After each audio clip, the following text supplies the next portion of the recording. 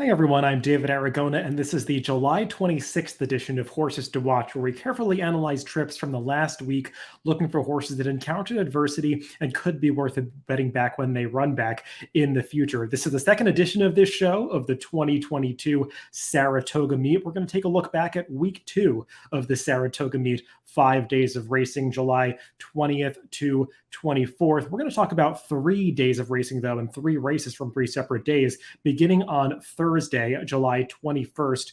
Race 4, this was a maiden special weight of the auction restricted variety, a situation where you can run your horse if it's sold or RNA'd for $50,000 or less at its most recent auction. The distance was 5.5 furlongs for the 2-year-olds, and I want to show the head-on replay of this entire race.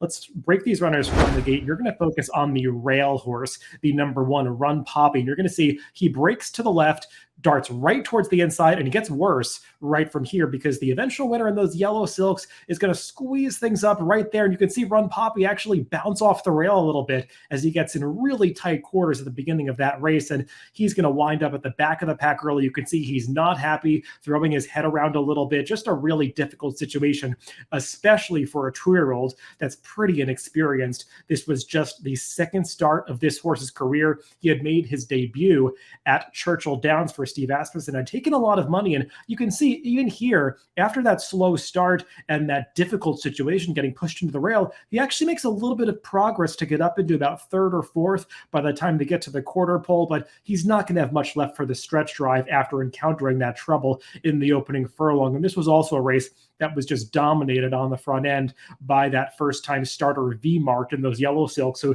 he himself is a little bit green running through the lane. You're going to see him duck in pretty sharply right there, the winner of this race, but he was much the best, winning his debut on this occasion.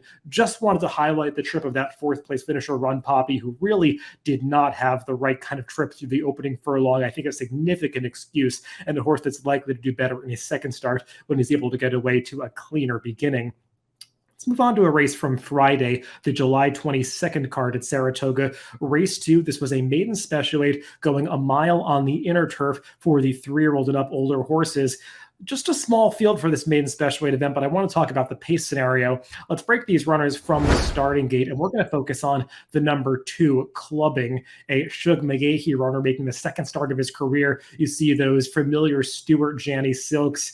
This one has a nice pedigree for the turf, had made his debut in an off-the-turf race. This was his first start on the grass, and notice him heading into the clubhouse turn here. You see his rider, Trevor McCarthy, leaning back in the stirrups, trying to restrain this horse because he's getting a little bit headstrong due to the fact that the pace is very slow for this race. The eventual winner is going to be the number 4, who was able to get out to the front end here at a big price for Todd Pletcher. That runner, Impulsiveness, just gets the right kind of trip on the front end. But that opening quarter in nearly 25 seconds for a mile is just crawling on the inner turf course, and they're going to slow it down even further to go a 50-second plus half mile for this race.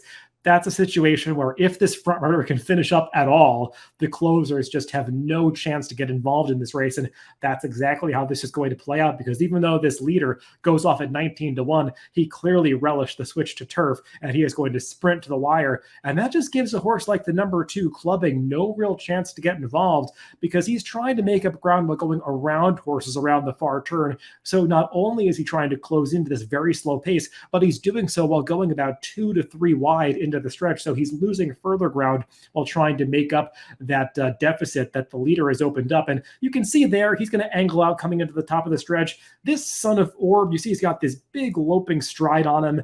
He's the kind of horse that almost gives me an impression that more ground than a mile is actually going to be better for him in future races. But he will eventually cross the wire last here. But I wouldn't put too much into that finishing position, because you'll see he's going to cross the wire in a photo for 4th, just barely missing out of the superfecta. He was actually hitting his best stride right at the very end of that race and was galloping out strongly, but just really couldn't make much of an impact due to the trip he got and the fact that the pace was so slow, wired on the front end. So I think Clubbing is a horse that has a lot more ability than his last place finish in this race might indicate. I think he's one to watch for Shug McKay that could develop over time, something that is this barn's specialty.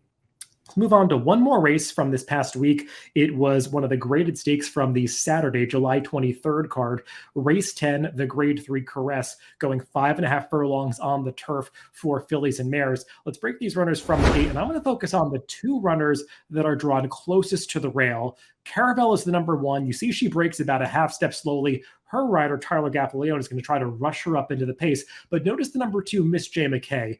Irad Ortiz had to briefly sit down in the stirrups there trying to steady her out of position.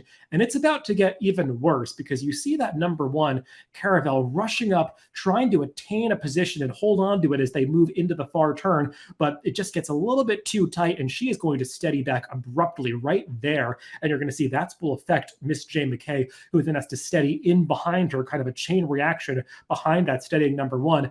And now Miss J. McKay is just totally out of position. The connections did not want her to be this far back in the early stages of this race, but those two brief steadies caused her to lose position heading around the far turn. And this was another race on the turf at Saratoga that was just wired on the front end. Doesn't appear that the fractions are that slow, but 21.5, actually not that fast given how hard the turf course was, and the long shot, Robin Sparkles, is able to take them all the way, leading from gate to wire. I think, though, that the number two, Miss J. McKay, even after that trouble on the backstretch, she finishes up pretty well to lose this race by under a length, getting up for fourth here, just missing getting up for third into that trifecta. I think she ran deceptively well this time, and now this is a horse that has gotten poor trips twice in a row because she had gotten a very wide trip in her prior race, the Intercontinental at Belmont Park, going 5 wide around the far turn in a 6 furlong event. Not something you can do. So she's a horse that's pretty dirtied up off these last two results, and one that I think if she can finally work out a trip in her next race,